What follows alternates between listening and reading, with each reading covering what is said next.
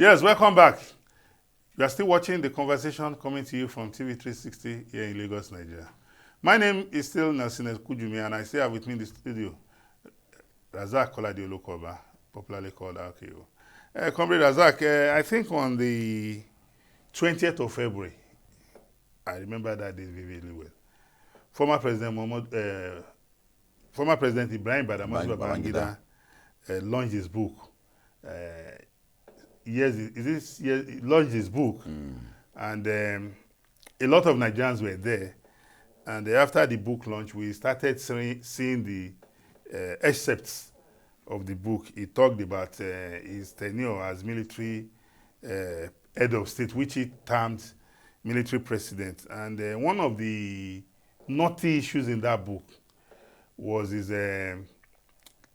deflecting the blame for the annulment of June 12th to late General Sani Abacha. But a lot of Nigerians, including yours sincerely, came out publicly and said, no, Ibrahim Badamasi Babangida, you were the head of state and commander-in-chief of the armed forces. Sani Abacha was nowhere near the #1 position. So General Sani Abacha could not have annulled the June 12 election. He came, fortunately also, the family of late General Sani Abacha have also joined the fray. They have said General Babangida retired, lied, that their father was not responsible for the annulment. So, and I know somebody of your caliber, you can speak authoritatively because you were an active participant in the events, just like yours sincerely. And I tell anybody who cares to listen that that book by General Babangida is a tissue of lies. Is it about the annulment? Is it about the 1966 coup, of which he was not a party to? He didn't take part. Is it about the Gulf oil windfall, in which he, in his usual Maradonic way, the evil genius again took Nigerians on a journey of nowhere. Just like he ran the most expensive transition program to nowhere that culminated in his treasonable annulment of the June 12th. Our summary should just be that Babangida is a traumatized former head of state. The man is a traumatized human being. If you look at the books, he has reflected on his life and he saw all his many errors, and he felt that. But why is he finding it difficult to come out and say the truth? Before the man dies, he wants to remove the blame from himself, because there's nobody that will be a Babangida in Nigeria that you won't immediately remember the former head of state. You can be a Mohammed, you can be a Bola, you can be any. But the moment you hear anybody, it's not like ODA. ODA is called Nigeria. ODA have to leave Nigeria to go and live somewhere else. The moment you see ODA, you look at the moment you see ODA like this, the question you have, what happened that day? It became a Trump. He was depressed, and the psychological position of Babangida before that book was written. I met Babangida in 2008 or 9. And the first prayer I asked him was about June 12. He said he wants to speak to us, maybe he wants to become the president. And the first person where I got to position was from my house. He wanted to go and meet Babangida. And my ex-wife was in my school the same time with me. He said, Babangida, you want to go? So they always had so I went eventually with people that I went. And the question is, why did you annul June 12? You can imagine the number of times in a day people will be asking him about June 12. So he will know that I can't go to my grave with this blame on my head. So he will try to explain himself out. And that is a lesson to leaders. No matter what you do, if it is under your watch, you'll be held responsible for it. No, I think it's not only about being held responsible. It's that as a leader, you must remember that posterity will judge you. You judge you, which is judging him now. Yes. The man that, all the people that took part in the death of Christ, he should have behaved like that man. On June 12 annulment, I didn't have a hand in this annulment, but they said they will kill me. It will be a debate today.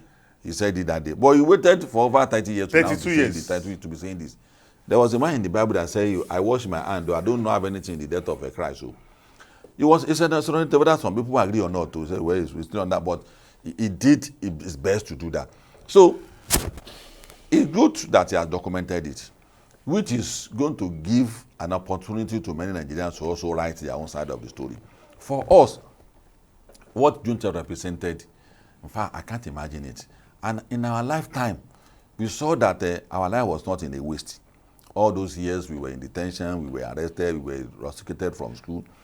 It's not a waste. The struggle is not a waste.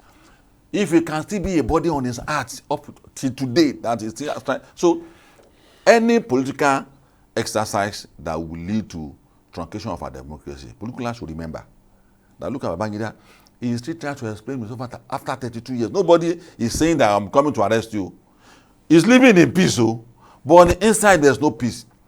Political should handle our political affairs very well. I won't listen to anybody to say that we have to truncate democracy. I won't say that because Tinubu didn't do something in well, you now say democracy must collapse. I will not join you to do that. No, just like our friends when we had the 2023 election. Yes. And they were saying the military should come and take over. Can you imagine? Because they were beneficial. If they had been on our side, the side we were. A lot of people who were beneficiaries turned out the way they were at the receiving end. Now, because if they remember history, you won't even dream of having a military. All of them that go and see what is happening in Nigeria. They will run away. The Nadeko route has been blocked, though. I hope they know that one. Even if it is open, there's nowhere like home. So we can no longer subject our dignity to the humanities of one individual. We are saying the same thing. So it's a good example now that you will never have a peace if you think you want to do something to our democracy and you can't go scot-free with it, though. We warned Obasanjo in 2006 when he said that he would declare emergency in Lagos State. He would not allow. But in 2023, Obasanjo was advising President Buhari to annul the 2023 election now. But in his character now. He knew the implication. Why didn't he do this at his own time? So all of them. He tried it now with illegal third term now. You have seen Senator Adeyeye come out to say 70 million was brought to him. We resisted it. Yeah, we resisted, but former President Obasanjo has now repented. And that is why Nigeria should not listen to. That's why Nigeria should not listen to such elders. No, he is not an elder that they don't mean well for this country. Even Babangida, who is trying to in a way say that this thing I know is a thing of regret. Maybe you forgive me. That's what the people represented. Though. No, he has no. I disagree. No. Former head of state Babangida is trying to play on our intelligence. Why is he lying that he didn't annul it? Because he's taking off for it. If he's not feeling apologetic, he should have owned up that so what will happen. No. If he's not apologetic, it's a trauma to him. He's traumatized. I agree with you. If he's proud of what he has done, he won't deny it though. No, that is not the hallmark of a good man. I said that. You say all these guys are they good men? Is Babangida a good man? That's not the hallmark of a responsible human being. Are these people good men? I have made Comrade Lokoba, I have this principle in life. If I have messed up, I'll tell you I'm sorry. No, I'm not trying to justify what I'm trying to interpret what he has done. If he cannot come out, and say, "Oh, I wasn't the one that annulled it, but I take responsibility." He's adding something to our injury. I agree with you. What I'm saying, that's interpretation of what he has done. That in a way, in his attitude, I don't think he likes to apologize to people because Abacha state and so many excuses that mistake he has made in life. He has not apologized about it. This was a man who assumed power in 85 and said the reason why he's overthrowing the General Buhari and it's the economic condition. Is because of the economic condition and because he has not said and became worse. He left us, we received Babangida with love, happiness, because we felt Buhari and Ediagbon were too tough. Yes. People said their regime was draconian. But at the end of the day, Babangida left us in tears, blood, and sorrow. Babangida said he was going in 1990. He shifted it to 92. 92, he shifted it to 93. 93 again, he shifted it to hold the election, to go in August. He was forced to hold that election. By now, only God knows where Nigeria will have been. Because Babangida has put us where we are today. Will have had this 3-4 years or 8, as the case may be. 8 years at worst. And he will have left. Yes, Nigeria would have been and we will have consolidated our democracy from that time.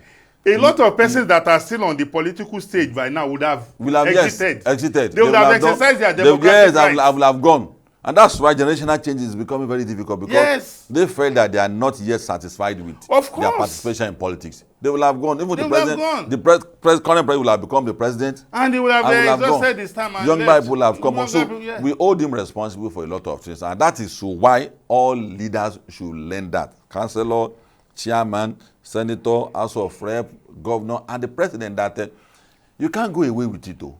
If you have done something wrong to this country, you can't go away with it. History will not absolve you. No matter how we try to tell you that Babangida say that history should absolve. History will not absolve him.